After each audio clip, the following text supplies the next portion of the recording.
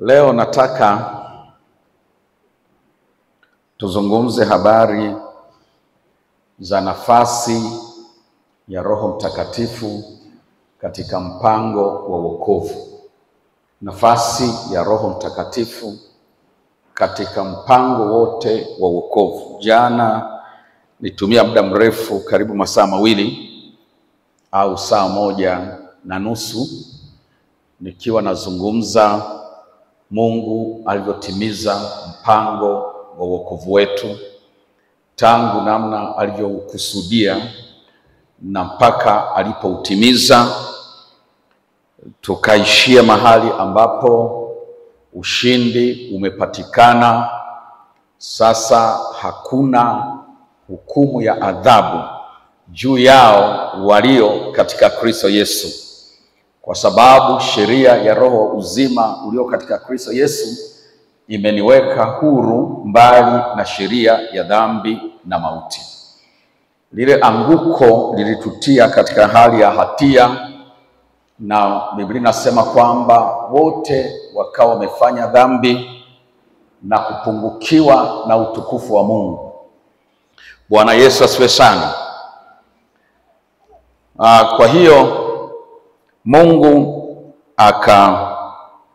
akahakikisha kwamba ile hatia ambayo tulikuwa hatuwezi kuiepuka kwa sababu anguko limetuingiza hukumuni automatically. Yaani si swala kwamba umeiba au hujaiba, umezini au hujazini, umefanya labda ujambazi au hujafanya ujambazi. Hilo sio swala. Kitendo cha kwamba pasipo Mungu kulipa fidia ya anguko, wote tulikuwa hukumuni. Kwa hiyo nataka uanze kuwa na mtazamo mpya kuhusu dhambi. Watu wamekuwa na mtazamo miaka yote kwamba dhambi ni matukio yale tunayofanya, lakini yale matukio sio dhambi. Yale ni matunda ya dhambi na yanatokana na tamaa za mwili. Haleluya. Mwili ndio hasa ulioathiriwa na anguko. Lile anguko lipotokea likatusababishia tuwe na asili ya mwili wenye tamaa za kila namna. Kwa yale matukio sio hasa ndiyo dhambi. Yale matukio au matendo maovu tunayofanya sio hasa ndiyo dhambi. Yale ni mazao ya dhambi. Haleluya. Dhambi ilikamata mwili, ikahakikisha kila mwili una tamaa. Bwana Yesu asifiwe sana. Ikahakikisha kila mwili una tamaa, na tamaa zote kwa aina zake zote zimegurupiwa au zimetenganishwa katika makundi matatu. Kuna tamaa zinazoitwa tamaa za macho au tamaa ya macho, na kuna tamaa zinazoitwa tamaa kiburi cha uzima. Na tamaa ya nini tena? Soma Ufunuo wa waraka wa kwanza wa Yohana sura ya 2. Haleluya. 15 na 16. Anasema waraka wa kwanza wa Yohana, waraka wa kwanza wa Yohana sura ya 2 mstari wa 15 na wa 16. Inasema msiipende dunia. Sema msiipende dunia. Msiipende dunia wala mambo yaliyomo katika dunia. Mtu akiipenda dunia, kumpenda Baba hakumo ndani yake. Umesikia hiyo kitu? Mtu akiipenda dunia, hawezi akapenda dunia na Baba kwa pamoja. Mtu anaweza akaweza kimoja wapo. Anaweza akaweza kumpenda Baba na akawa hapendi dunia, au anaweza kuwa anapenda dunia na akawa hampendi Baba. Lakini hawezi kuvibeba vyote viwili pamoja. Haleluya. Anasema mtu akiipenda dunia, kumpenda Baba hakumo ndani yake. Mstari wa 15 anasema, mstari wa 16, maana kila kilichomo duniani, yaani, unaona vilivyomo duniani, yaani tamaa ya mwili na tamaa ya macho na kiburi cha uzima. Kwa hiyo tamaa zote ziko kwenye hayo mambo matatu: tamaa ya macho, tamaa ya mwili na kiburi cha uzima. Wengine wanasema kujikinai, kujiona mimi ni mimi. Bwana Yesu asifiwe sana.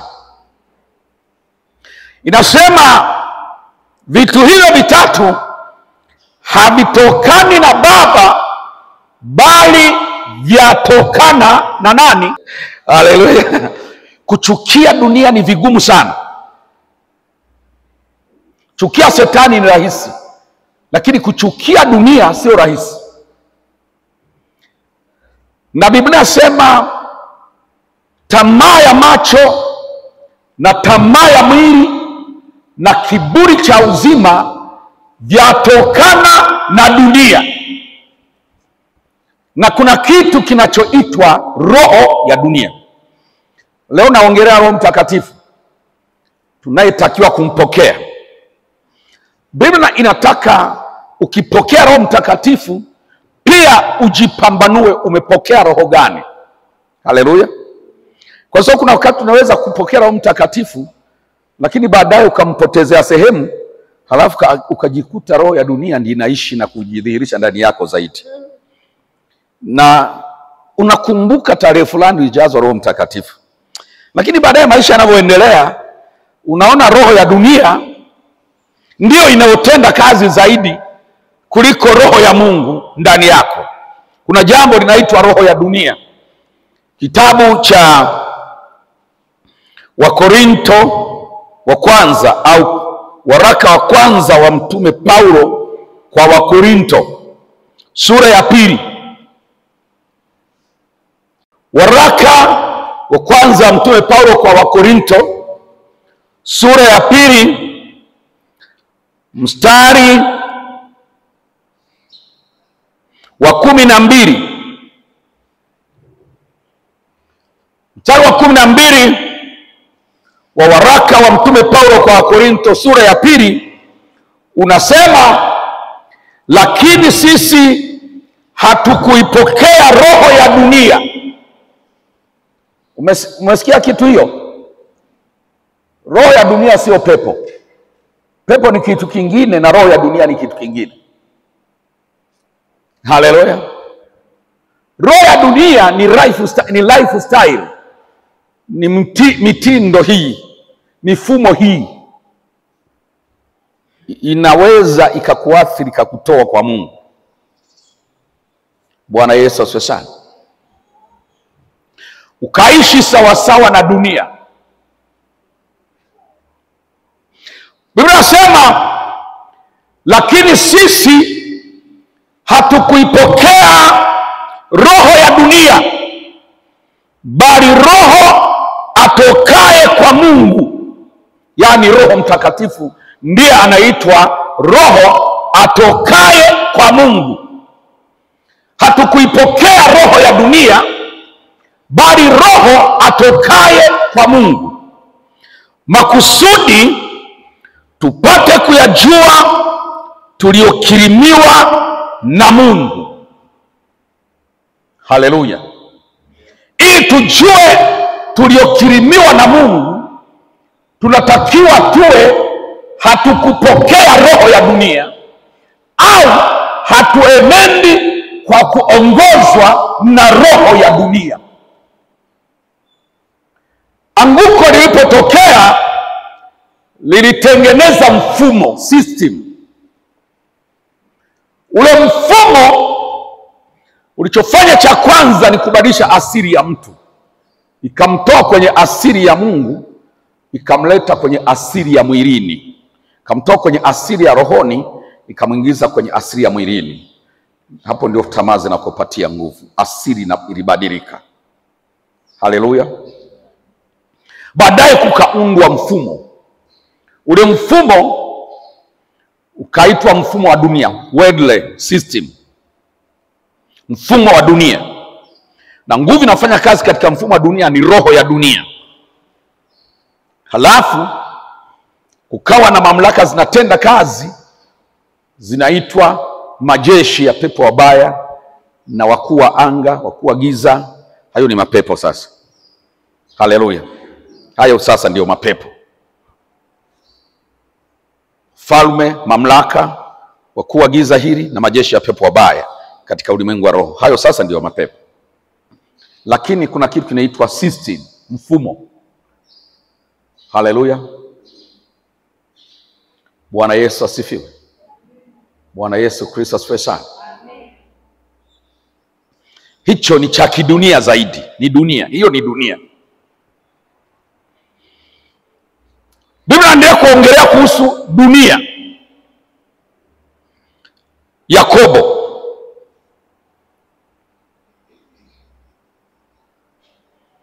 Yakobo sura ya 3. Ushirika ulivyo au ubia. Korabo, wale waimbaji wanasemaga korabo. Korabo ni nini? Ushirikiano. Korabo. Sasa baada ya anguko kukatokea korabo kati ya shetani, dunia na mwili. Sasa unaweza kudhani kila maovu ni shetani, kumbe si kila maovu ni shetani. Mengine ni mwili na mengine ni dunia, ila wanafanya kazi kwa korabo. Umenielewa vizuri? Shetani, mwili na dunia wanafanya kazi kwa korabo. Nishasikia wahubiri wengine wanasema kuna mambo mengine shetani atakuwa anasema hayo mnanisingizia. Hayo ni miili yenu wenyewe, wala sio mimi hapo. Haleluya. Yakobo amesema kwanza kwenye sura 3, akasema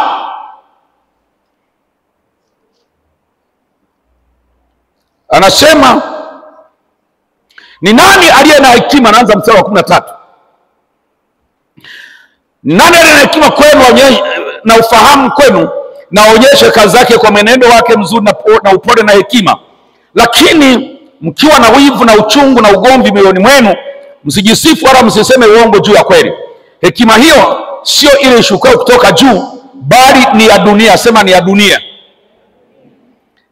na ya tabia ya kibinadamu. Hiyo ndio mwili. Unaona, kuna dunia, kuna tabia ya kibinadamu. Yaani hapo sio shetani, tabia ya kibinadamu ambayo ndio mwili. Halafu ndio mwisho ndio kuna shetani. Sasa hiyo ndio inaitwa korabo. Haleluya. Mwili, dunia na shetani wanafanya korabo kuharibu mtu. Kuna mengine pure ni mwili, kuna mengine ni dunia. Yaani dunia ikienda hivi watu wanakwenda hivi, na kanisa nayo linasongwa humo humo. Wanasema siku hizi wokovu huu lazima uwe wa kistaarabu na hivi, kumbe dunia tayari. Haleluya. Haleluya.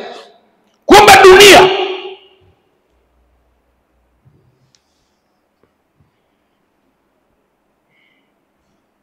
Kwa nasema baadhi ya magomvi ni tabia tu ya kibinadamu ambayo ndio mwili. Wivu, nini vyote. Vingine ni dunia na vingine ni shetani. Lakini wanafanya kazi kwa korabo, kwa ushirikiano, kwa ushirika. Kwa si kila jambo ni shetani peke yake. Tukifanikiwa kutiisha miili yetu katika roho, kuna maeneo mengi shetani hataweza hata kusogelea. Haleluya. Kuna mambo mengi shetani anapata nafasi, si kwa sababu alikuwa ameweza, Alikuja tu, alikuwa anapita zake akakuta mlango umefunguliwa akaingia.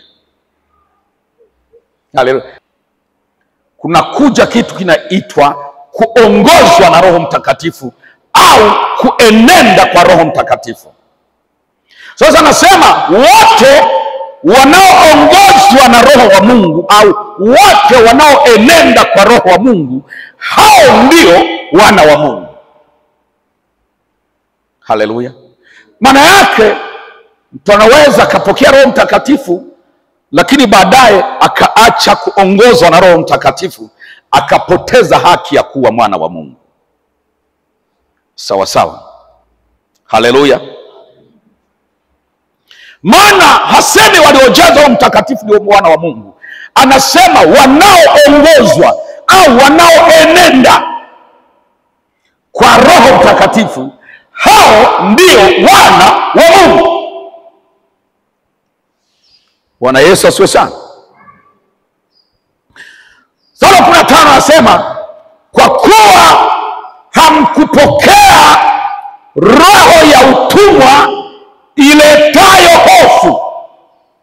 Nilikuwa nimesahau kuzungumza kitu hiyo, inaitwa roho ya utumwa. Niwahi kufundisha kwenye semina moja hapo miaka kadhaa huko nyuma, hata sikumbuki kwa mwaka gani, lakini kuna siku nifundisha wiki nzima somo linaitwa roho ya utumwa, nikiwa naitofautisha na roho ya uwana, kwa sababu zote zimeandikwa hapo. The spirit of bondage versus the Haleluya. Yaani mambo ya Mungu, vitu vya kimungu anachengana navyo, lakini yumo kwenye wokovu. Haleluya. Unafahamu tofauti ya Esau na Yakobo? Mmoja anakaa nyumbani ana roho ya uwana, mwingine kukicha ameenda kuwinda mpaka usiku atarudi. Haleluya. Mpaka nyumbani hajuagi kama kuna chakula, anakuja kununua chakula nyumbani. Nyumba yenyewe ni ya tajiri. Unajua Isaka alikuwa tajiri, hakuna kitu akikuwepo pale nyumbani, lakini hata hajui anakipata wapi. Anasema njaa inaniua hapa, niuzieni. Wanamuuzia dengu, lakini hapo nyumbani ng'ombe tu anaukamliwa ni mamia. Hakuwezi kukosekana mtindi sehemu, lakini hata hajui mtindi unakaa wapi. Bwana Yesu sana. Haiwezekani nyumba kama ya Isaka hakuna sehemu ya mtindi. Lakini anajuaje hashindi nyumbani? Kuna mtu anakuwa kwenye ufalme wa Mungu hajui kabisa vitu vya ufalme wa Mungu, na ana miaka 6 kwenye wokovu.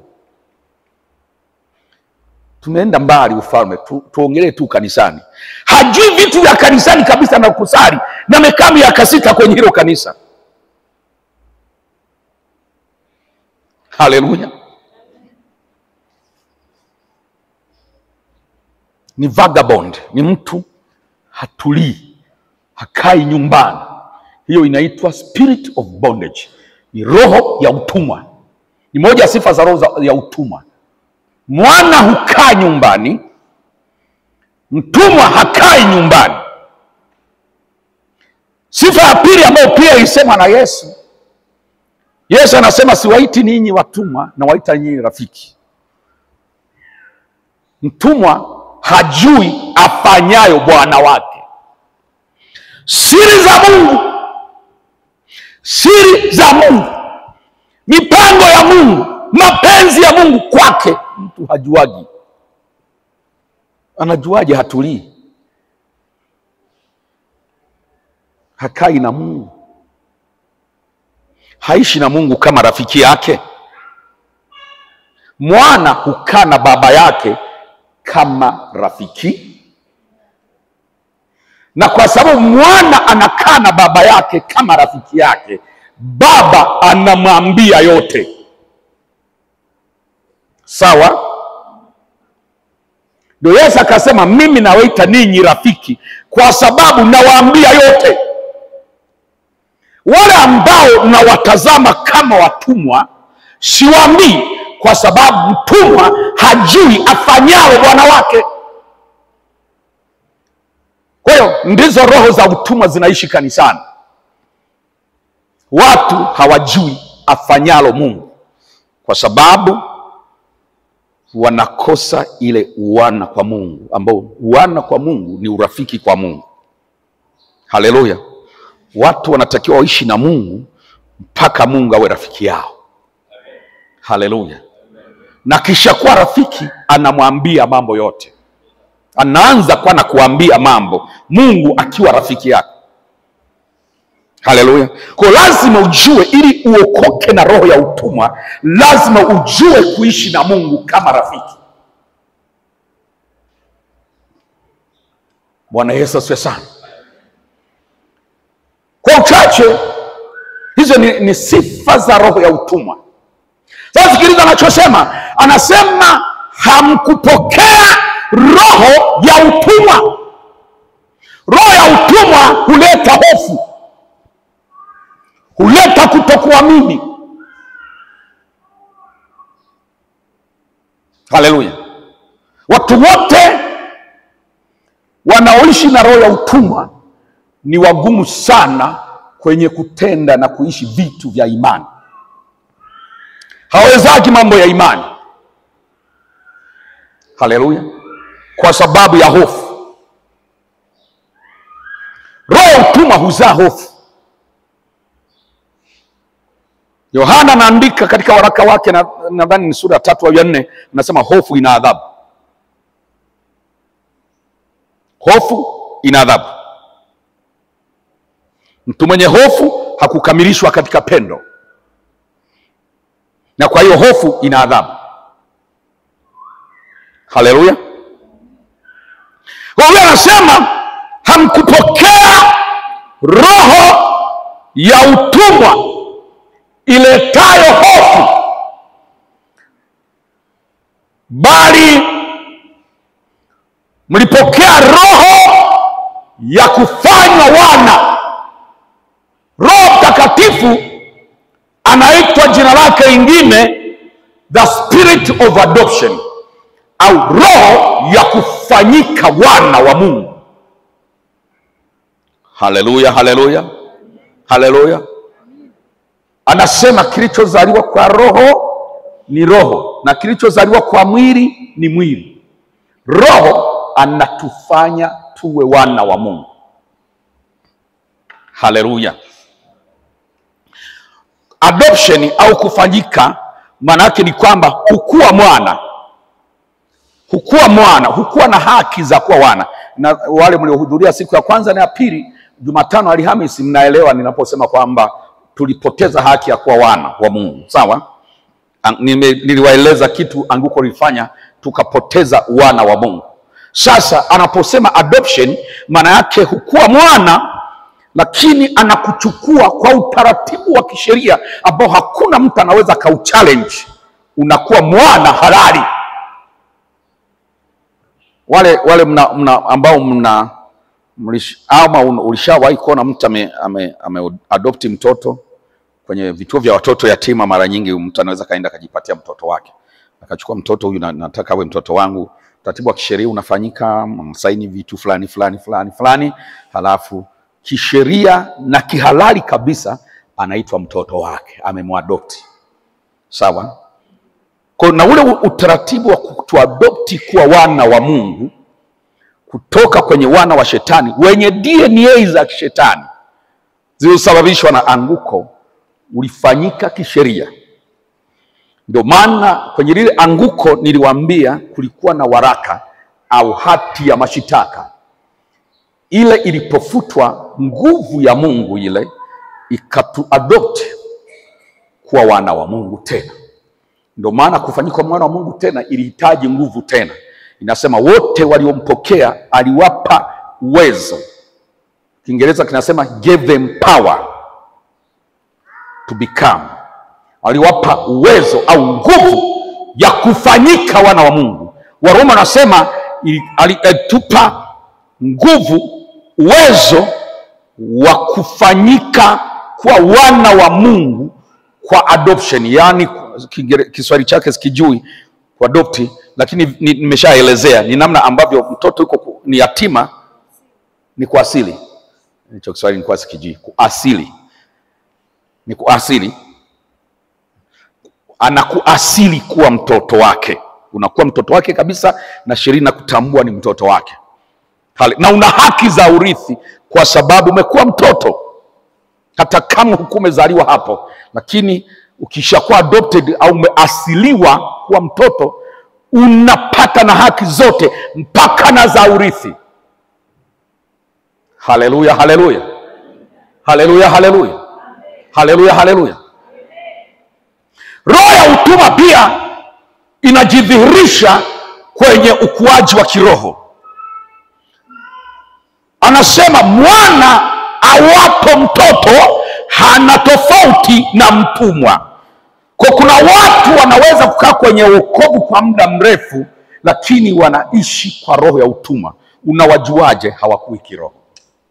Indicators kwamba mtu anaishi na nguvu ya roho ya utumwa juu yake, unaona spiritual maturity yake haiongezeki. Ukomavu wake wa kiroho hautokei. Anaishi tu kwenye wokovu. Anakata tu miongo. Muongo mnaujua. Miaka 10. Anakata na muongo wa pili na watatu na wa 4. Anavyovifanya ni vya kitoto bado kiroho. Haleluya. Biblia inasema mwana awapo mtoto hana tofauti na mtumwa. Tunakwenda pamoja watu wa Mungu. Tunakwenda pamoja. Haleluya. Wagalatia sura ya 4 na mstari wa 1.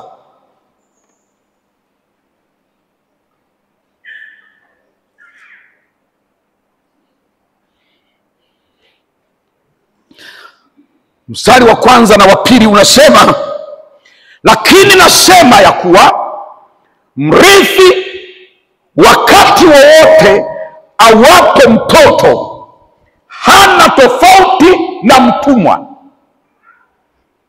Wakati wowote mrithi. Mrithi maana yake mwana. Sawa sawa. Kwa sababu hakuna mtu anaweza kuwa mrithi bila kuwa mwana. Bwana Yesu asifiwe sana. Mrithi wakati wowote awapo mtoto hana tofauti na mtumwa, angawa ni bwana wa yote, bali yu chini ya mawakili na watunzaji hata wakati uliokwisha kuamriwa na Baba. Yaani Baba amesema mpaka ukue. Mwambie jirani yako, kuna mambo hutaonja mpaka ukue. Hiyo ni amri ya Baba. Baba amesema hukui hupati. Wale ambao wanaishi hawajali. Unajua kuna mtu anajali tu kwa kwenye wokovu, hajali mabadiliko yake binafsi ya wokovu, kukua. Anabaki ana privilege, ana marupurupu hawa yake yote ya wokovu, kwa sababu amejizuia kukua. Haleluya. Na Baba alishatoa maelekezo, huyu mpaka akue ndo mpe hii, endeleeni kumshikia mpaka akue. Sasa mtu mwenyewe hakui sasa. Haleluya, haleluya. Haleluya, haleluya. Baba amesema msimpe mpaka akue. Au yeye naye hataki kukua. Anasema ni maelekezo ya Baba kwamba ameamuru vitu vyake vyote vikae chini ya waangalizi na mawakili mpaka atakapokuwa. Sasa asiyekuwa ni shida, kuna mahali hafiki. Haleluya, haleluya. Haleluya, haleluya. Kiwe na uwiano wa virutubisho vinavyomsahilisha kukua, tena kwa kiwango kinachotakiwa. Asile kidogo, ale kinachoendana, kiwango kinacholingana na kutosha kumwezesha kukua. Bwana Yesu asifiwe sana. Akae mahali salama ambapo hapana mashambulizi ya wadudu wanaoingiza magonjwa mwilini. Kwa sababu magonjwa yanafanya yanadumaza. Mtoto anayeugua sana pia anadumaa kukua. Si mnajua hiyo? Mtoto anayekula vyakula havina virutubisho vinavyohitajika anaugua magonjwa yanayoitwa utapiamlo, na mojawapo ya dalili za utapiamlo ni kudumaa, kukua. Unategemea na kula nini, anakaa mazingira gani, anavuta hewa gani, analindwaje, na kuna vitu vingi vinachangia kukua. Sasa huku kwenye wokovu, unadhani tu unahesabu tarehe tu, niliokoka tarehe 25 mwezi wa 12, tena ilikuwa Christmas mwaka 72. Yaani wewe unahesabu miaka tu, nina miaka 30 sio na ngapi kwenye wokovu. Unadhani wanakuwa hivyo? Hawakui hivyo. Unakula nini? Haleluya. Uko kanisa gani lenye fundisho la aina gani? Ndio maana si kila kanisa ni mazingira ya mtu kukua kiroho. Sio kila kanisa ni mazingira ya muumini kukua kiroho. Bwana Yesu asifiwe sana. Kukua kiroho si kwa hesabu niliokoka tarehe 25 mwezi wa 12 mwaka sijui gani. Kukua kiroho, unakula nini, unakaa na nani, unaishi wapi? Haleluya. Familia yako ya kiroho ni aina gani? Marafiki mnaoshinda nao ni wa aina gani? Haleluya. Maombi yako ni aina gani? Ndani mwako kunaishi roho ya namna gani?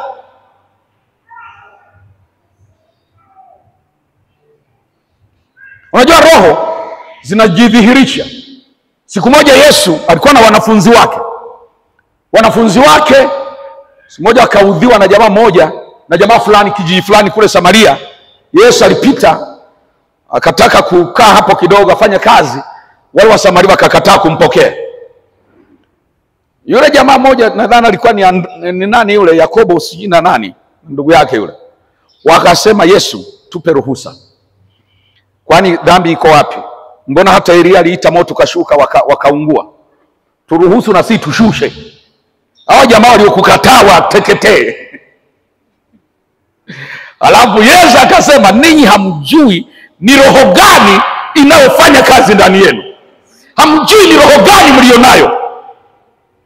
Mlishasoma hayo maandiko. Wasamaria fulani wamemkataa Yesu kumkaribisha.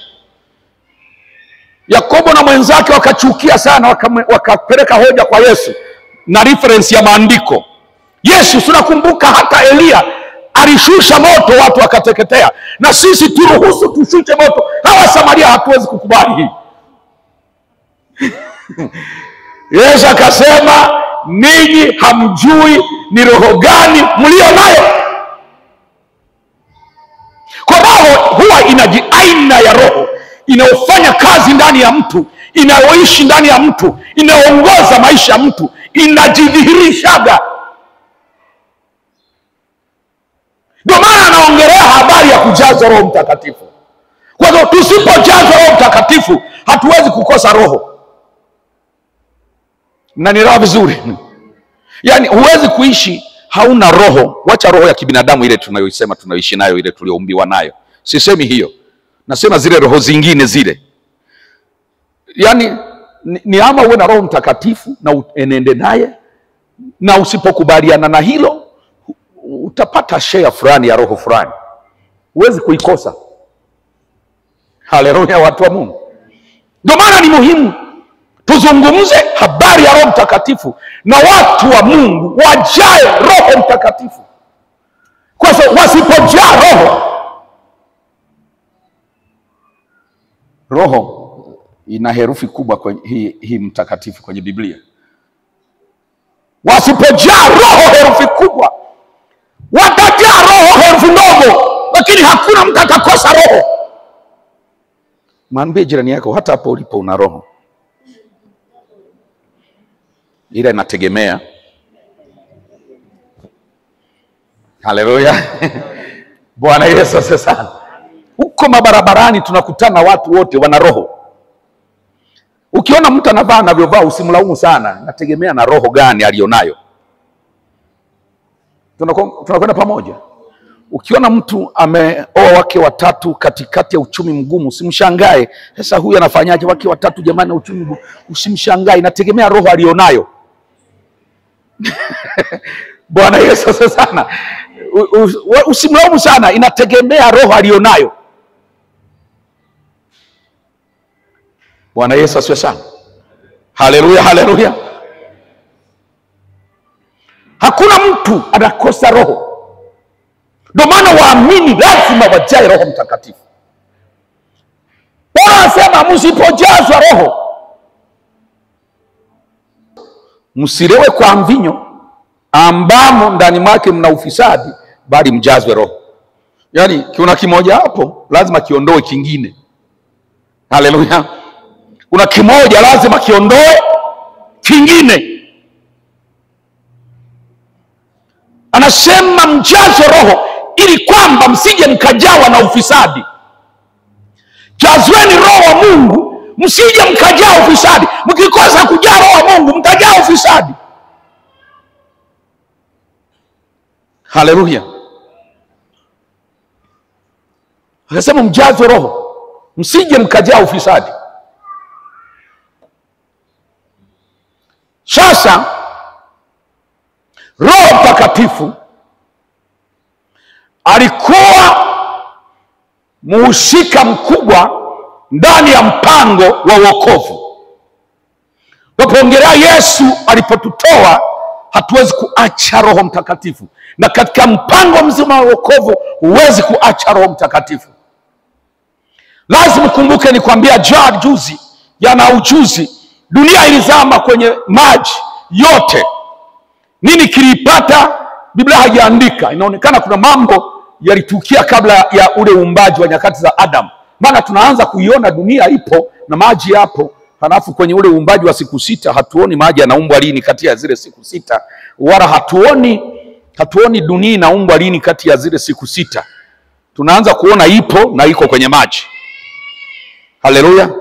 Inaonekana kuna mambo yalitokea kabla. Dunia iko kwenye maji.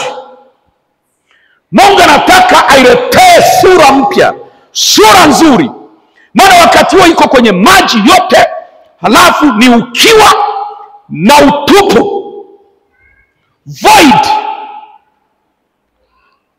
Ni tupu katika namna ambayo hata hewa hamna. Ni tupu. Haleluya. Mungu kabla hajaanza jambo lolote akaanza kuifunika dunia kwa Roho Mtakatifu. Roho Mtakatifu inasema akatulia. Biblia zetu zimeandikwa akatulia juu ya vilindi vya nini? Vya maji. Kuna tafsiri zingine zinasema Roho Mtakatifu akaatamia juu ya vilindi vya maji. Haleluya. Roho Mtakatifu alipoatamia vilindi vya maji, ndipo uzima ukaanza kutokea. Kwa sababu uatamiaji mara zote unazaa uzima. Kuko ikiatamia mayai siku 21, lazima uzima utokee. Haleluya, haleluya. Haleluya, haleluya. Ndege wote akishatamia mayai yake siku kadhaa azoamriwa na Mungu, lazima uhai ufanyeje? Utokee. Biblia inasema Roho wa Mungu akaatamia dunia yote iliyoatamiwa na maji, juu ya maji kukaatamiwa na Roho Mtakatifu. Biblia inasema wakati huo Mungu ndipo akasema, kwa sababu wakati wote ukitaka usikie neno la Mungu anasema, lazima kuweko na Roho Mtakatifu. Kwa sababu Mungu siku zote ananena katika Roho Mtakatifu. Haleluya. Mungu ananena katika Roho Mtakatifu. Na Mungu anatenda kazi zake zote katika Roho Mtakatifu. Kwa hakuna namna tunaweza kuendelea pasipo kuwepo na wingi wa Roho Mtakatifu. Wingi wa Roho Mtakatifu ulipokosekana wakati wa nabii Eli au kuhani Eli, Biblia inasema na neno la Mungu likakosekana. Haleluya. Walipokosa Roho wa Mungu kwenye nchi, wakakosa pia na neno la Mungu. Mungu akawa hasemi tena. Wakijaribu kutaka kusikia anachosema Mungu au wakisoma, wanakosa ufunuo. Kwa sababu vitabu vipo, huwezi kukosa neno la Mungu. Tutabaki tunajifariji, Biblia yangu hii hapa ni neno la Bwana, lakini kwa kweli sipati neno la Mungu. Nikikosa Roho Mtakatifu nitapata maandishi ya Biblia, kosa neno la Mungu. Unaelewa nichoongea hapo? Haleluya. Nikikosa Roho Mtakatifu sitakosa Biblia. Kwa nitakuwa nafarijika nina neno la Mungu kwa sababu ninaona Biblia. Lakini nitakwenda kwenye Biblia nitakosa bado neno la Mungu. Wahubiri wananielewa. Kama ni wacha alikuwa mhubiri unaelewa. Biblia imejaa maandishi yote na yote neno la Mungu. Lakini mpaka inafika masaa mawili kabla ya kwenda kuhubiri umekosa neno. Umekosaje na Biblia imejaa? Kwa sababu kuna wakati neno la Mungu ni zaidi ya maandiko. Na wana pamoja. Unakwenda mpaka saa ya kuhubiri nafika, unasema bado sijapata neno la Mungu. Na Biblia unayo na maandiko yamo. Umekosaje sasa neno la Mungu na maandiko unayo? Kuna wakati neno la Mungu sio maandiko. Neno la Mungu ni zaidi ya maandiko. Jina la Yesu libarikiwe. Haleluya, haleluya. Ndio maana nikasema Mungu akitaka kuongea lazima iwe katika Roho Mtakatifu. Isipokuwa katika Roho Mtakatifu utaona maandishi na bado utakosa neno la Mungu. Utasoma maandiko yote mwanzo mwisho na bado utakosa neno la Mungu kwa sababu Mungu hajaongea. Kwa sababu Mungu nyakati zote anaongea katika Roho Mtakatifu. Haleluya. Kwa Biblia inasema Roho wa Mungu alipoatamia vilindi vya maji, Mungu akasema. Haleluya. Roho alipoatamia vilindi vya maji, Mungu akasema. Ilikuwa lazima Roho wa Mungu awepo ndio Mungu aseme. Ilikuwa lazima Roho wa Mungu awepo kwa wingi ndio Mungu aseme. Roho wa Mungu akijaa kwa wingi, watu hawapungukiwi neno la Mungu. Muda wote kuna neno la Mungu. Mahali ambapo Roho wa Mungu yupo kwa wingi, muda wote watu wanasikia neno la Mungu. Kwa sababu Mungu anasema katika Roho Mtakatifu. Haleluya. Haleluya. Si hivyo tu. Mungu alipotaka kudhihirisha sasa mpango wa wokovu kupitia Yesu Kristo, neno kufanyika mwili. Lile neno Mungu alisema huko mwanzo, leo lile neno liwe mwili, halikuwezekana pasipo Roho Mtakatifu. Tena sio Roho Mtakatifu kidogo, kwa wingi. Roho Mtakatifu kwa wingi. Biblia inasema katika Luka sura ya 1,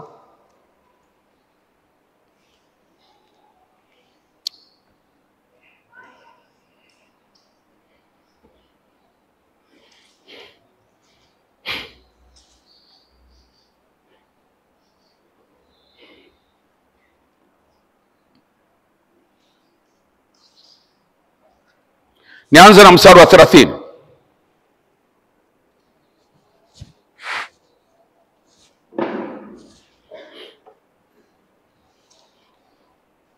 Nasema, malaika akamwambia, usiogope Mariamu, kwa maana umepata neema kwa Mungu. Tazama, utachukua mimba na kuzaa mtoto mwanamume, na jina lake utamwita Yesu. Huyo atakuwa mkuu, ataitwa mwana wa aliye juu, na Bwana Mungu atampa kiti cha enzi cha Daudi baba yake. Ataimiliki nyumba ya Yakobo hata milele, na ufalme wake utakuwa hauna mwisho. Mariamu akamwambia malaika, litakuwaje neno hili, maana sijui mume? Malaika akajibu akamwambia, Roho Mtakatifu atakujia juu yako na nguvu zake aliye juu zitakufunika kama kivuli. Maana yake kutakuja mshukio wa Roho Mtakatifu mkubwa. Malaika anamwambia, siku utakapopata mimba ya huyo mtoto, Roho Mtakatifu atakuja kwa wingi juu yako, atakufunika. Uweza ule wa Mungu utakufunika juu, mzima mzima utakumeza kama kivuli. Kwa hiyo nasema ule uwepo wa Roho Mtakatifu utakuatamia, utakumeza, utakufunika kama kivuli. Haleluya. Ndio maana tunapata neno tunaliita, warokore tunaliita kuzama katika Roho. Ndio shallisikia neno hilo, kuzama katika Roho. Kuzama katika Roho ni kuingia katika Roho Mtakatifu, halafu Roho wa Mungu akawa amekufunika, nguvu ile imekaa juu yako, nguvu ile imekuvaa au wewe umeivaa, nguvu kubwa. Ni Roho amejaa juu yako, kwa sika portion fulani unakavuta kanaingia ndani kama hewa. Ni mwagiko mkubwa unaoweza kukuzamisha ndani na wewe ukaogelea ndani, kazama ndani yake. Ndicho kilichompata Mariamu akiwa anachukua mimba. Ndicho kilichoipata dunia ikiwa inafyatua miti na mimea na watu na wanyama na vitu vyote vilivyofatua. Iliatamiwa na Roho Mtakatifu. Vitu vyote vikawa vimefyatuka ndani ya nguvu za Roho Mtakatifu. Haleluya, haleluya. Mariamu akiwa ameshukiwa na nguvu nyingi sana za Roho Mtakatifu, zimemfunika juu yake, ameshukiwa, amezama ndani ya nguvu za Roho Mtakatifu. Mara lile neno la Mungu likaingia kwenye tumbo lake la uzazi, likatengeneza cells za mtoto. Mtoto akaanza kukua polepole kama watoto wengine wote wanavyokuwa tumboni, lakini chimbuko lake ni ile siku nguvu za Roho Mtakatifu zilipomfunika. Alishukiwa kwa nguvu nyingi na Roho Mtakatifu. Ndani ya Roho Mtakatifu ya zile nguvu nyingi, mwili, neno likawa linatengeuka kuwa mwili, lika-implant kwenye tumbo la kizazi cha Mariamu, likaanza cells zikaanza kwa zinakuwa zinaongezeka polepole mpaka mwisho wa miezi 9 akazaliwa mtoto. Wakamwita jina lake Mungu ni wokovu. Jehovah is salvation, yani Yesu. Haleluya. Yesu maana yake Jehovah is salvation, yani Mungu ni wokovu. Haleluya. Akazaliwa. Mpango wa wokovu wote umetekelezeka katika Roho Mtakatifu. Wanafunzi,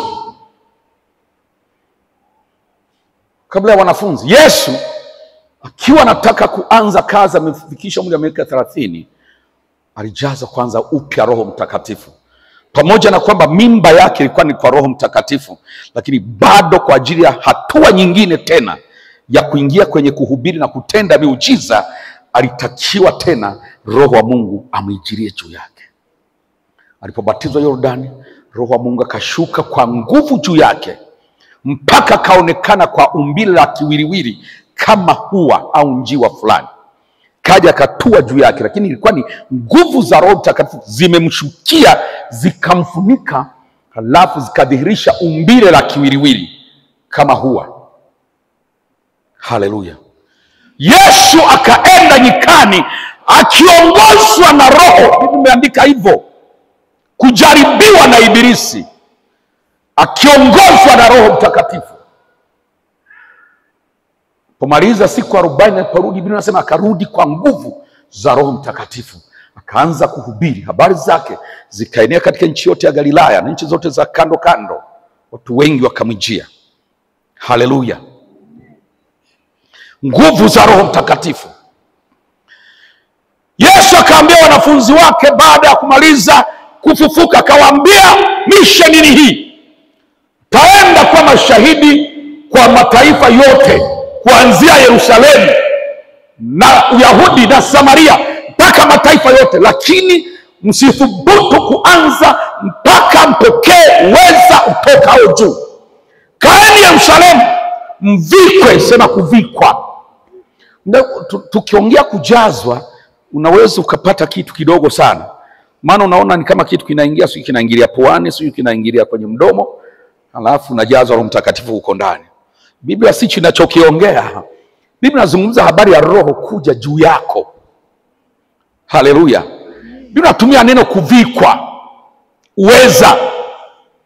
Inatumia neno kuvikwa. Haleluya.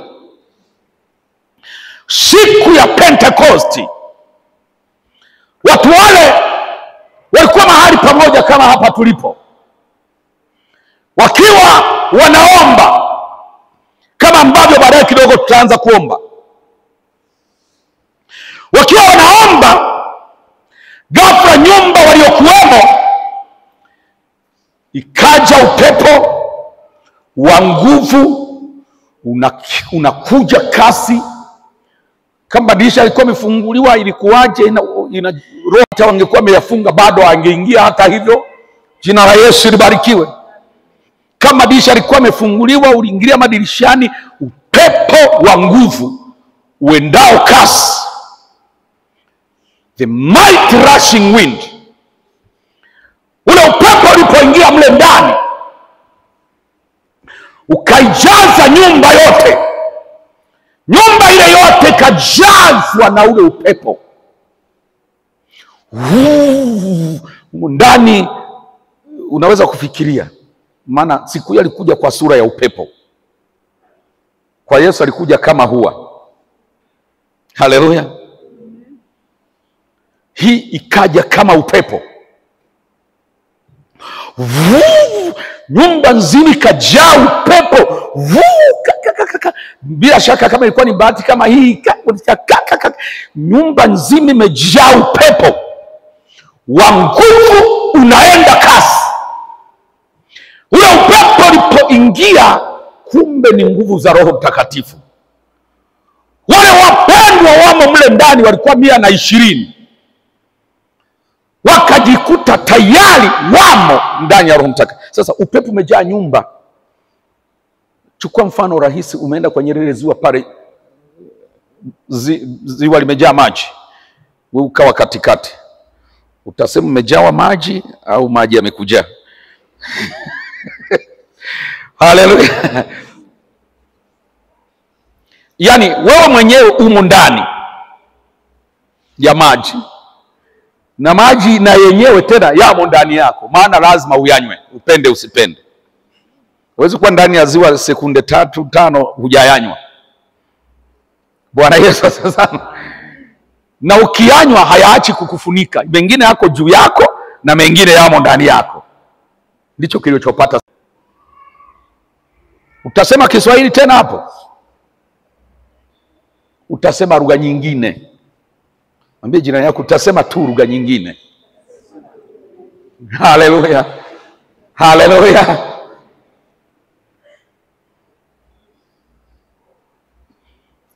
Hivi ukizama ndani ya maji unaongea kama unavyoongea?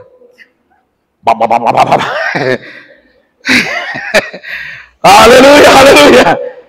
Bwana Yesu asifiwe sana. Wakasema kwa lugha nyingine kama Roho alivyowajalia kutamka. Wakajikuta wanaongea lugha nyingine kama Roho alivyokuwa anawajalia kutamka, kwa sababu walichozama ndani yake kina nguvu kiasi kwamba hawawezi kuenenda watakavyo, wanaenenda kama kile walichozama ndani yake kinavyotaka. Ndio inaitwa kuongozwa na Roho, kuendeshwa na Roho. Ninasema nitamwaga Roho, tatia Roho mpya ndani yenu na yatawaendesha katika sheria zangu. Akasema katika nyakati hizo hamtafundishana kila mtu na jirani yake, mkiambiana mjue Mungu. Hamtakuwa mnaulizana mbona hatukuonagi kwenye huduma. Kila mmoja ninasema atamjua Mungu, mdogo mpaka mkubwa, atamtumikia Mungu, mdogo hata mkubwa. Hamtakuwa mnaulizana wewe mbona hatukuoni kwenye huduma. Hamtakuwa mnaulizana mbona hatukuoni kwenye maombi. Haleluya. Hiyo kitu kisha wakamata ikawajaa. Hakuna atakayekuwa anamuuliza mwenzake mbona sikuoni kwenye maombi, kwa sababu kila mmoja atakuwepo. Kwa sababu anasema yule akija atawaendesha katika sheria zangu. Haleluya. Wakasema kwa lugha nyingine kama Roho alivyowajalia kutamka. Nimalizie na mstari huu katika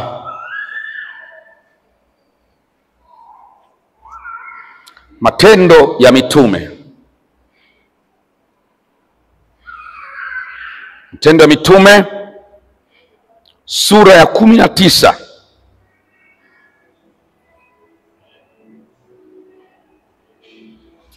Tanza na mstari wa kwanza mpaka mstari wa 7. Ikawa Apolo alipokuwa Korintho, Paulo akiisha kupita kati ya nchi za juu, akafika Efeso, akakutana na wanafunzi kadha wa kadha. Sema wanafunzi kadha wa kadha. Akakutana na wanafunzi kadha wa kadha huko, akawauliza, je, mlipokea Roho Mtakatifu mlipoamini? Msaidie kumuuliza jirani yako, muulize, ulipokea Roho Mtakatifu ulipoamini? Kama bado, mwambie leo ni siku yako. Haleluya, haleluya. Akawauliza, je, mlipokea Roho Mtakatifu mlipoamini? Wakamjibu, la, hata kusikia kwamba kuna Roho Mtakatifu hatukusikia. Yaani maana yake hakuna mtu alitufundisha lolote kuhusu Roho Mtakatifu. Akawauliza, basi mlibatizwa kwa ubatizo gani? Wakasema, kwa ubatizo wa Yohana. Paulo akasema, Yohana alibatiza kwa ubatizo wa toba, akiwaambia watu wamwamini yeye atakayekuja nyuma yake, yaani Yesu. Waliposikia haya, wakabatizwa kwa jina la Bwana Yesu. Na Paulo alipokwisha kuweka mikono yake juu yao, Roho Mtakatifu akaja juu yao, wakaanza kunena kwa lugha na kutabiri. Na jumla yao walipata wanaume 12. Walikuwa hawakusikia habari za Roho Mtakatifu. Lakini swali la msingi ni hilo, mlipokea Roho Mtakatifu mlipoamini? Baada ya kuamini, hatua inayotakiwa kufuata ni kupokea Roho Mtakatifu. Ndio utaratibu, na Paulo alikuwa anafuatisha utaratibu huo. Mlipokea Roho Mtakatifu mlipoamini? Wakasema hapana, hata kusikia kwamba yupo hatukusikia. hakuna mtu alitutambulisha kwa Roho Mtakatifu. Na mimi leo nawatambulisha kwa Roho Mtakatifu. Bwana Yesu asifiwe sana. Akawauliza, mlibatizwaje sasa? Wakasema tulibatizwa ubatizo wa Yohana. Kwa kuwa leo sifundishi ubatizo, sitakufundisha tofauti zilizomo kwenye ubatizo wa Yohana na ubatizo wa Yesu. Lakini baadaye tutaendelea na masomo hayo kujua ubatizo wa Yohana ni nini na ubatizo wa Yesu ni nini. Bwana Yesu asifiwe sana. Akaweka mikono yake juu yao, wakati anawekea mikono wakashukiwa na Roho Mtakatifu. Wote walikuwa ni wanaume. Wangapi?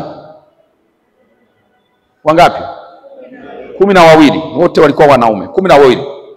Wale jamaa wanaume 12 wote wakashukiwa na Roho Mtakatifu juu yao, wakaanza kusema kwa lugha nyingine na kutabiri. Bwana Yesu asifiwe sana. Tunapokuwa tunapokea Roho Mtakatifu, kuna vitu kama vitatu ni vya muhimu kuwa navyo. Jambo la kwanza ni kiu. Haleluya. Ni kuwa na kiu tu. Kiu. Yesu anasema kila aonaye kiu aje kwangu anywe. Na akasema kila anayekunywa maji haya ninayompa, mito ya maji, chemchemi za mito ya maji ya uzima zitabubujika ndani yake. Akiwa anasema Roho Mtakatifu ambaye waamini watampokea, maana walikuwa hawajampokea bado kwa sababu Yesu alikuwa hajatukuzwa. Haleluya. Lakini jambo la pili ni wokovu, toba. Watu wanapokea Roho Mtakatifu kwa sababu kwanza wamemwamini Yesu.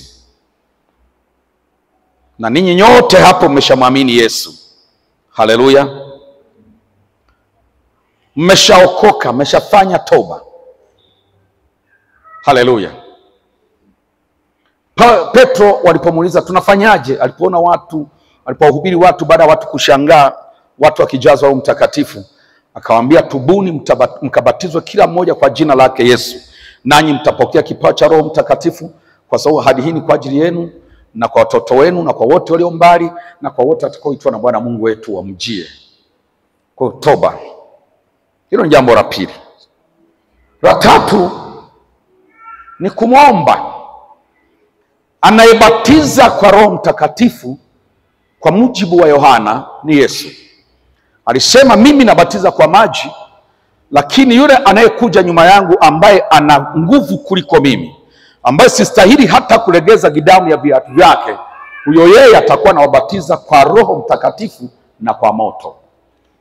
Kwa anayebatiza, ubatizo huu tunaotaka kuufanya sasa ni Yesu.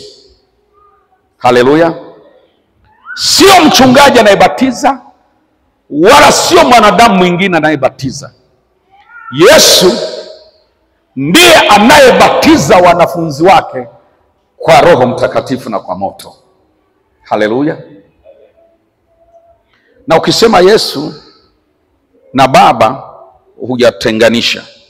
Ukisema ni Mungu anabatiza bado ni sawa. Ukisema Yesu anabatiza bado ni sawa, kwa sababu ni mmoja yule. Wote wao umoja. Haleluya. Ndio maana Yesu akasema ahadi yenyewe inatoka kwa Baba. Mtangojea ahadi itokayo kwa Baba. Yeye ndiye anayebatiza, lakini ahadi yenyewe inatoka kwa Baba. Bwana Yesu asifiwe sana. Kwa sababu hiyo unamwomba. Katika kitabu cha Luka sura 11 alisema Yesu kwamba nani aumbaye mtoto baba yake mkate akampa jiwe, au ni nani aombaye baba yake samaki akampa nyoka, au akamwomba yai akampa nge? Akaongezea akasema, kama ninyi mlio waovu mnajua kuwapa watoto wenu vipawa vyema, je, Baba yenu wa mbinguni hatazidi sana kuwapa Roho Mtakatifu hao wamwombao? Kwa tunamwomba, tunamwambia Baba, mimi naomba unijaze Roho Mtakatifu, naomba unibatize Roho Mtakatifu, nina kiu ya kubatizwa kwa Roho Mtakatifu. Unamwomba naye anakubatiza. Haleluya. Na wakati unapokuwa nampokea, kama nilivyowaambia kwenye maandiko, madhihirisho hayafanani. Wengine ulikuwa upepo. Bwana Yesu asifiwe sana. Kwa wengine ilikuwa haina dalili yoyote, walishtukia tu amewashukia, wananena kwa lugha, halafu wanaanza kutabiri. Haleluya. Kwa wengine iliambatana na moto, ndimi za moto uliwakalia kila mmoja wao.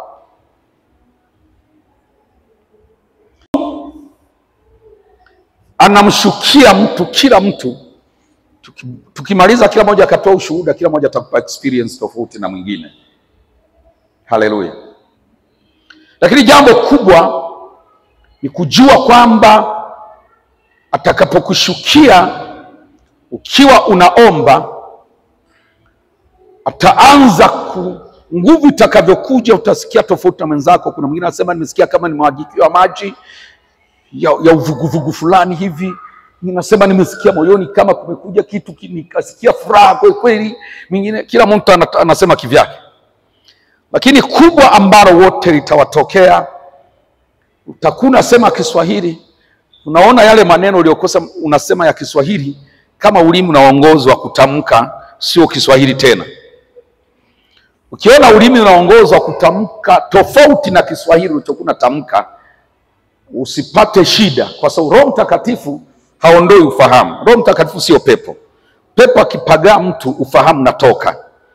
Roho Mtakatifu akikushukia, hata angekushukia vipi, kwa nguvu gani, fahamu zako zote zinakuwepo. Haleluya. Kwa sababu Roho Mtakatifu hapagai,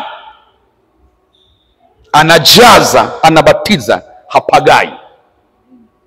Kwa mtu anakuwa na ufahamu wake wote.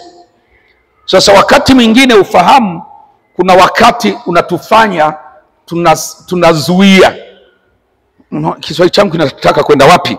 Unajaribu kutaka kukirudisha tena. Ulikuwa unasema asante Yesu, unaona kama Kiswahili chako kinataka kupotea na unapambana ukirudishe. Umenielewa vizuri? Kwa sababu si akili ipo. Ukiona Kiswahili kinaenda, usipambane kukirudisha. Wewe ruhusu ulimi uende kama unavyoenda. Haleluya. Wewe kazi yako ni kutoa tu sauti, lakini ulimi uachilie uende unavyoenda. Utamke unavyotamka, wala usilete kizuizi chochote. Ukiona Kiswahili kama kinaenda kivingine, wewe endelea hivyo hivyo, fuatisha hivyo hivyo kinavyoenda. Ndio Roho Mtakatifu anakujalia lugha nyingine. Kiruhusu Kiswahili kiende kinavyoenda. Bwana Yesu asifiwe sana. Haleluya, haleluya. Wengine siku ile hatukuwa na ibada hiyo, siku ya kwanza Jumatano, tukiwa tunafanya maombi yale ya mwishoni, Roho Mtakatifu alishuka. Wengine aliwashukia pale pale. Binti huyu hapa alinishuhudia, yeye ameokoka kwenye mkutano juzi hapo. Alinena kwa lugha siku ile ya Jumatano. Roho alishuka. Na kuna na wengine walishukiwa kwa nguvu. Jina la Yesu libarikiwe. Sasa nataka tusimame. Magingira na wenzio tanisaidia kuabudu. Wote mje huku madhabahuni. Kuna wengine wanaweza na inawezekana wataanza kujazwa Roho Mtakatifu na kunena kwa lugha hata kabla hatujaanza kuomba. Tukiwa tunaimba na moyo wako umeufungua kwa Mungu, taona nguvu za Mungu zinashuka juu yako kwa nguvu. Roho wa Mungu yuko mahali hapa. Hebu tuseme maneno haya. Sema: Mwenyezi Mungu, Mwenyezi Mungu, tumekusanyika mbele zako kwa namna ambavyo kanisa lako walikusanyika mahali pamoja siku ya Pentekoste. Wakati wakiwa wote wako wamekusanyika mahali pamoja, wewe uliachilia upepo kutoka juu, upepo wa nguvu unaoenda kasi, ukaijaza nyumba waliokuwemo, wote wakajazwa Roho Mtakatifu, wakaanza kunena kwa lugha nyingine kama Roho alivyowajalia kutamka. Nasi kwa namna hiyo hiyo tumefungua mioyo yetu, tuna kiu na njaa, tunatamani kubatizwa katika Roho Mtakatifu, na wewe ndiye unayebatiza katika Roho Mtakatifu. Asante kwa kuwa uko mahali hapa. Asante kwa kuwa uko mahali hapa. Asante kwa sababu ya uwapo wako, na asante kwa sababu ndani ya mpango wa wokovu ulisema Roho Mtakatifu ndiye atakayeongoza kanisa katika njia za wokovu. Nasi tunataka kuongozwa katika njia za wokovu. Tunahitaji Roho Mtakatifu. Sasa sema kama wewe mwenyewe, ninahitaji Roho Mtakatifu. Ninahitaji Roho Mtakatifu. Nina njaa ya kujazwa Roho Mtakatifu. Nina njaa ya kubatizwa katika Roho Mtakatifu. Bwana Yesu, mimina juu yangu nguvu za Roho Mtakatifu kuanzia sasa katika jina la Yesu. Naomba tuimbe. Wakati tukiimba, imba na waimbaji hawa. Moyo wako ukiwa umefungua mbele za Mungu, Roho wa Mungu anaanza kushuka. Utaanza kuona ukiimba, wengine wanaanza kunena kwa lugha. Kiu unanena kwa lugha, usizuie, nena kwa lugha. Wengine utajiria kwa nguvu, utaweza kusimama. Wengine unaweza hata ukamka chini kwa sababu ya nguvu itakavyokuja kwa nguvu juu yao. Wala usizuie, wahudumu watakuwepo kukusaidia. Sema Bwana Yesu, Bwana Yesu, niko tayari kupokea Roho Mtakatifu. Niko tayari kupokea Roho Mtakatifu. Ninaomba sasa umimine juu yangu. Ninaomba sasa Roho Mtakatifu uje juu yangu. Ninaomba sasa Roho Mtakatifu uje juu yangu. Ninaomba sasa Roho Mtakatifu uje juu yangu katika jina la Yesu. Katika jina la Yesu na kusema asante Yesu. Wachungaji waanze kuweka mikono. Wachungaji mliopo waanze kuweka mikono. Watu wote hawa katika jina la Yesu wanaanza kupokea, na wazee wa kanisa wanakusaidiana. Ramasha popo ya baba. Pokea Roho Mtakatifu. Pokea Roho Mtakatifu. Pokea Roho Mtakatifu. Yes. Yes. Yes. Yes. Yes. Pokea. Pokea kwa nguvu. Pokea kwa nguvu. Mito ya Roho. Mito Roho wa Mungu. Mito Roho wa Mungu. Mito Roho wa Mungu. Ramasha ya baba. Yamasha popo ya bagaseke. Yamasha popo ya bagaseke. Yamasha popo ya bagaseke. Yamasha popo ya baba. Pokea. Ukiona mambo yanabadilika, pokea yoyo. Pokea. Yes.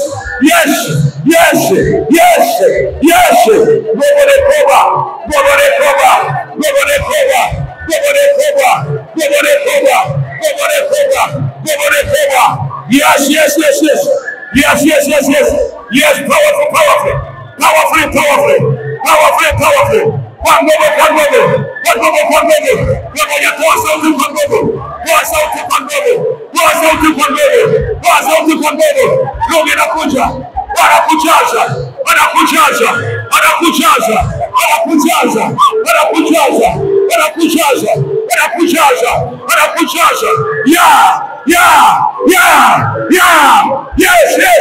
Yes. Ramasaka ya baba. Yamataka baba. Yamasaka ya baba. Pokea. Roho Mtakatifu. Yote Mungu. Mimina Bwana.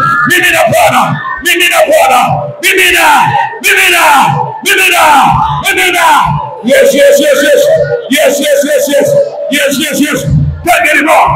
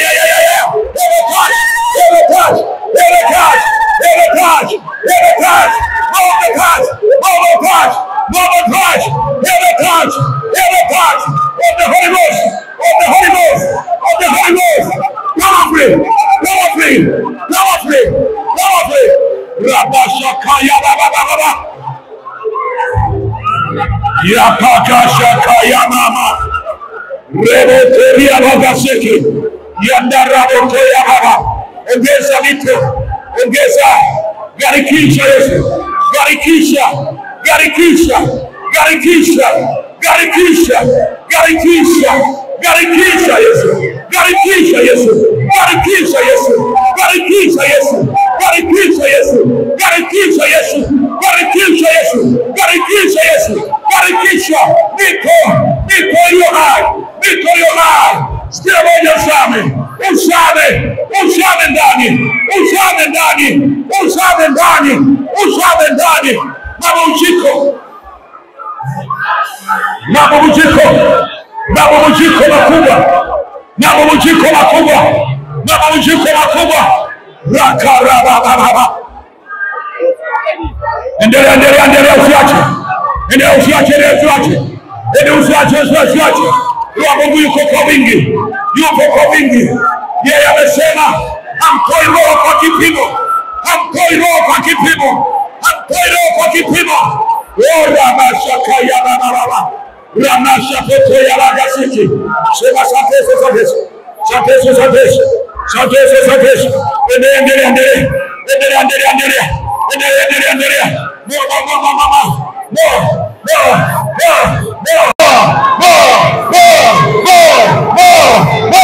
Inashuka, inashuka, ngome inashuka, ngome inashuka, ngome inashuka, ngome inashuka, ngome inashuka, ngome inashuka, ngome inashuka. Kwa nguvu, kwa nguvu, kwa nguvu, kwa nguvu, kwa nguvu. Ya. I give you praise, Lord. Nakupa sifa Bwana, nakupa sifa, nakupa sifa, nakupa sifa. Unafanya jambo la ajabu, unafanya jambo la ajabu. Leo, ngome zinaanguka, ngome zinabomoka, ngome zinavunjika, ngome zinavunjika, ngome zinavunjika, ngome zinavunjika, ngome zinavunjika, ngome zinavunjika. Roho Mungu ashuka, Roho Mungu kondogo, Roho Mungu ashuka, Roho Mungu kondogo, Roho Mungu kondogo, Roho Mungu kondogo. Ya. Roho shakoko ya baba. Bora mashapeko ya bagasiki. Randarabo koria bagasiki. Tayari. Watu wanaogelea. Ndani ya nguvu za ajabu. Ndani ya nguvu za ajabu. Jaro takatifu. Ndani ya nguvu za ajabu. Ndani ya nguvu za ajabu. Jaro takatifu. Jaro takatifu. Jaro takatifu. You do the impossible, Lord. You do the impossible, Lord. You do the impossible, Lord. Unatenda yasiyowezekana. Yaliyokuwa yameshindikana unatenda. Yesu mwana Mungu aliye hai. Yesu mwana Mungu aliye hai. Baba, yakaramama, yakakarababa, yanondoroboto yabangaseke, irindaramondo yabazende, irindaramondo yabazanga, rindereko yabagaseke, yanaramarama, indaramondo yabagoseke, yondoroboko yabagaseke. There is fire, there is fire, there is fire, there is fire. Fire of the Holy Ghost, of the Holy Spirit. Katika jina la Yesu Kristo, pokea mito ya maji yaliyo hai, ya maji yaliyo hai igarikishe maisha yako, igarikishe maisha yako kwa namna ya ajabu, kwa namna ya ajabu, kwa namna ya ajabu, kwa namna ya ajabu, kwa namna ya ajabu. Yes, yes, yeah, yeah, yes Lord, yes Lord, yes Lord. Pokea zaidi, pokea zaidi. Na itabiko, na itabiko, na itabiko. Bwana Yesu, mbatize Yesu, mbatize leo, mbatize leo, mbatize. Si kwa uwezo wala si kwa nguvu, bali kwa roho yako. Si kwa uwezo, si kwa uwezo, bali ni kwa nguvu za Roho Mtakatifu. Pokea Roho Mtakatifu, pokea Roho Mtakatifu. Ahadi hii ni kwa ajili yako, ahadi hii ni kwa ajili yako, ni kwa ajili yako, ni kwa ajili yako, ni kwa ajili yako. Inua moyo wako, toa sauti, anza kumshukuru Mungu. Lugha itakuja, lugha inakuja, lugha usiyojua inakuja, lugha ya Roho Mtakatifu. Wewe mshukuru Mungu kwa sauti, shukuru Mungu kwa sauti, shukuru Mungu kwa sauti. Kuna nguvu inashuka, kuna nguvu inashuka, kuna mito, kuna mito, kuna mito, kuna mito, kuna mito, kuna ya kuogelea. Endelea kuogelea, endelea kuogelea, endelea kuogelea, endelea kuogelea, endelea kuogelea, endelea kuogelea, endelea kuogelea, endelea kuogelea, endelea kuogelea, endelea kuogelea, endelea, endelea, endelea, endelea, endelea. Mungu anaongeza viwango, anaongeza viwango, anaongeza viwango. He's raising the standard, he's raising the standard, he's raising the standard.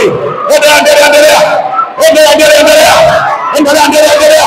Yeah, yeah, yeah, yeah, yeah, yeah, yeah.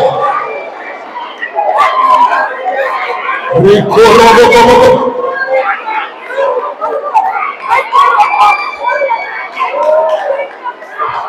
Rarabakarabara. Rekerebo koyabakaseke. Yandaramondo seke yabara. Yandarabo sheko koyabakaseke.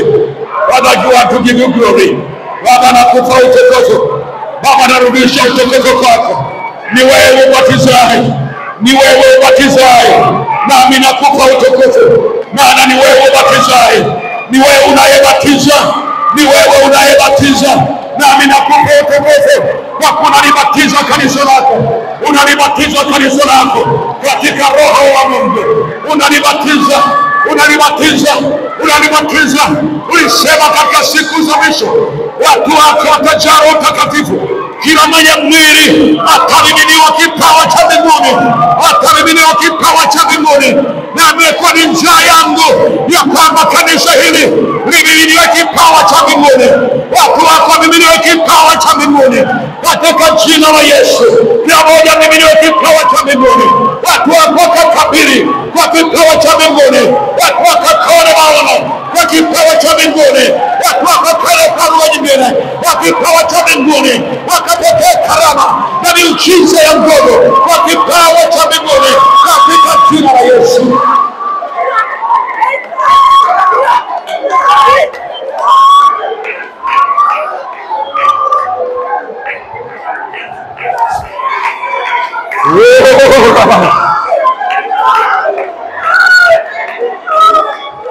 Rabashaka, Rabashaka ya Baba. Sifa ni zako Yesu, sifa zote ni kwako Yesu, utendaye mambo ya ajabu kupita tuwazavyo na kupita tuombavyo. Sifa zote ni zako Yesu, sifa zote ni zako Bwana Yesu, utendaye mambo ya ajabu kupita tuwazavyo na kupita tuombavyo, kwa kadri ya nguvu itendayo kazi ndani yetu, kwa kadri ya nguvu ya Roho Mtakatifu itendayo kazi ndani yetu, katika jina la Yesu wa Nazareti. Oh ya ya ya, oh la la la la la, yakara baba baba, yakara baba baba baba, yekere mondorobo saka, yenderebo koyabagaseke, yindera mondorobo saka ya baba, yamandarabo seke, yandarabo koyabagaseke. Watu wanaona maono, Watu wanaona maono, watu wengine wanaona maono, wengine wanaona maono, wanaona maono katika Roho Mtakatifu, wanaona maono ya Mwenyezi katika Roho Mtakatifu. Watu wanaona maono ya Mwenyezi katika Roho Mtakatifu, katika jina la Yesu.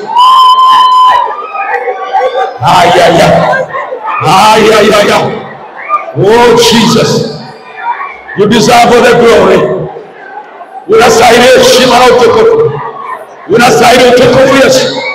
Unastahili utukufu Bwana Yesu.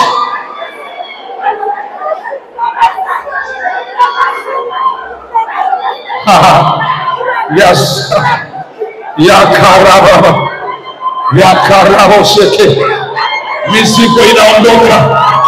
Mizigo inaondoka. Mizigo inaondoka. Mizigo inaondoka kwa mafuta Roho Mtakatifu. Biblia inasema ya kwamba kwa sababu ya kutiwa mafuta ya Roho Mtakatifu, fimbo ya mashuru itaondoka juu yako. Fimbo ya mashuru itaondoka juu yako, nayo dira itaharibiwa kwa sababu ya kutiwa mafuta. Nira zinaharibiwa jioni ya leo, jioni ya leo. Nira zinaharibiwa, nira zinaharibiwa kwa sababu ya kutiwa mafuta. Nira zinaharibiwa jioni ya leo, nira zinaharibiwa kwa sababu ya kutiwa mafuta katika jina la Yesu. Yako mafuta, yako mafuta, mafuta yanamiminika zaidi. Yako mafuta yanamiminika. Mungu anamimina mafuta, anamimina mafuta, na nira zinavunjwa. Nira zinavunjwa kwa sababu ya kutiwa mafuta katika jina la Yesu, katika jina la Yesu. Ramashaka yapakashaka yakarabababa yanabarababa yanashakayaba. Nitazame hapo, nitazame. Wewe ni nani? Tulia, unafanya nini? Tulia kimya, nitazame. Tulia, nitazame. Wewe ni nani? Unafanya nini? Na kuamuru kwa jina la Yesu mwana wa Mungu aliye hai, toka juu ya mtu huyu. Toka juu ya mtu huyu. Nisikuone tena. Nisikuone. Nisikuone. Nasema nisikuone. Nisikuone. Uhalali wako juu yake ninaufuta. Hatimiliki iliyo nayo juu yake na kufutia hatimiliki. Na kufutia hatimiliki. Na kufutia hatimiliki. Najua mlimiliki, mlifanya mikataba, mkamilikisha mtu huyu, na mimi na mamlaka leo ya kufuta ile hati miliki ya kwamba huyu asiwe wewe tena. Haya, nimeshawanyang'anya hati miliki. Ile haki mliokuwa nayo, haki mliokuwa nayo naipoteza. Nimeifuta kwa damu ya Yesu. Nimefuta ile agano kwa damu. Nimefuta ule muunganiko mliofanya kwa damu. Sasa natangaza kwa jina la Yesu kwamba huyu si wenu tena. Na kwa sababu sio wenu, na hesabu moja, nikisema tatu, mwema machia. Moja, machia. Mbili, machia. Haya, mara ya mwisho. Tatu, toka machia. Nisiwaone tena katika jina la Yesu. Sio wenu tena. Unafanya nini juu yake? Unafanya nini juu yake? Tulia. Tulia. Wacha fujo. Wacha fujo. Wacha fujo. Tulia, wacha fujo. Nasema hivi, tulia. Nyamaza kimya. Wacha fujo. Wacha fujo. Sitaki kuona vurugu. Sitaki kuona fujo. Uko chini ya mamlaka. Tulie kimya. Tulia. Sitaki kuona vurugu. Na kuamuru katika jina la Yesu. Na kuamuru katika jina la Yesu. Kuanzia sasa mtu huyu si mali yako. Tulia. Nasema tena, mtu huyu si mali yako.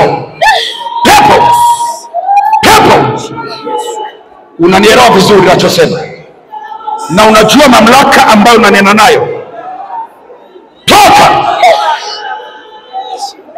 Toka! Nasema tena, toka! Nasema toka! Toka sasa hivi! Toka! Nyamaza kimya! Toka! Mwachie katika jina la Yesu.